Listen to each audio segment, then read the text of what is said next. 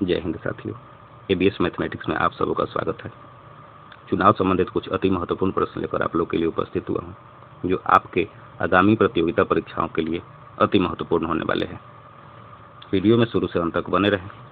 प्रश्न है कि एक चुनाव में 2 उम्मीदवारों ने भाग लिया, उनमें से एक को 60% मत मिले और वह 1600 मतों से चुनाव जीत गया।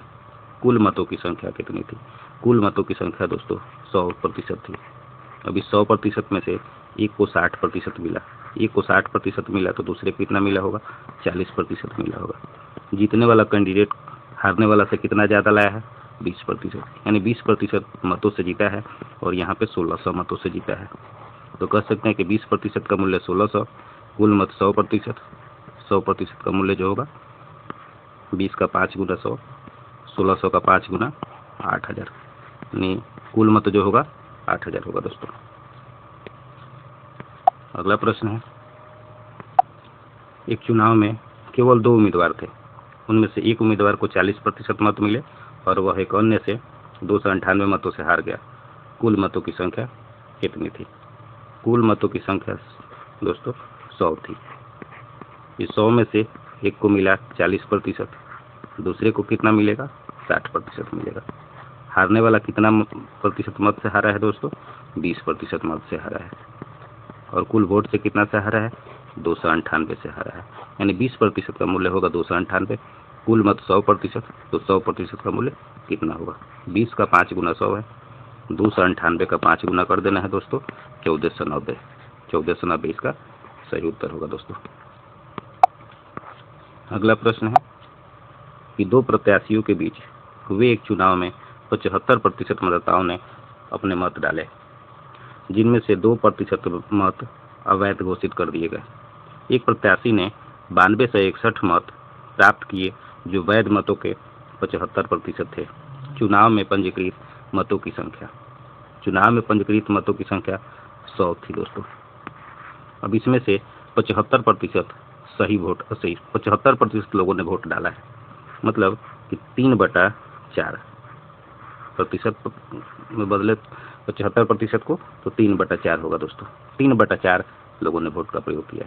अब इस 3/4 में से क्या है कि 2% वोट अवैध घोषित कर दिए गए। 2% अवैध घोषित कर दिए, मतलब कि 98% अच्छा वोट बचा होगा। और 98% को अगर शॉर्ट में लिखे तो लिख सकते हैं 49/50। इस जो वैध मत है इसका 75%, मतलब 3/4 का मूल्य जो है वो 9261 है। आपको कुल पंजीकृत मत ज्ञात करने हैं। काटते हैं दोस्तों, 3 से 3 को गुना कर लेते हैं, 9 होगा, 9 से इसको काटते हैं। 9 एकम 9, 0, 9 दूनी 18 और 9 नवा 81। अब इसको और काटते हैं, 7 से काट देते हैं दोस्तों, 7 से काटते हैं, 7 एकम 7, 3, 7 से ऊपर 28, 7 सत्ते 49, 7 से फिर काट देते हैं 21 बार में। अब इसको गुना कर देते हैं, 50 में 4 से 200, 200 में 8 से 4 से 800, 800 गुने 21 कितना होगा दोस्तों? 1680 और 1 0, 16800। कुल पंजीकृत मतों की संख्या 16800 होगी। अगला प्रश्न है कि किसी चुनाव में 8% मतदाताओं ने अपने मत का प्रयोग नहीं किए। 8% मतदाताओं ने मत का प्रयोग नहीं किए, मतलब कि 92% लोगों ने मत का प्रयोग किया है। इस चुनाव में केवल 2 ही उम्मीदवार थे। जीतने वाले प्रत्याशी ने कुल वैध मतों का 48% मत प्राप्त कर 1100 मतों से चुनाव में दूसरे प्रत्याशी को हरा दिया। चुनाव में कुल मत थे, कुल मत 100 थे, 100 में से 8% मत नहीं डाले, 92% डाले हैं। और जो 92% डाले हैं, ये जो 92% है ये अच्छा वोट नहीं है।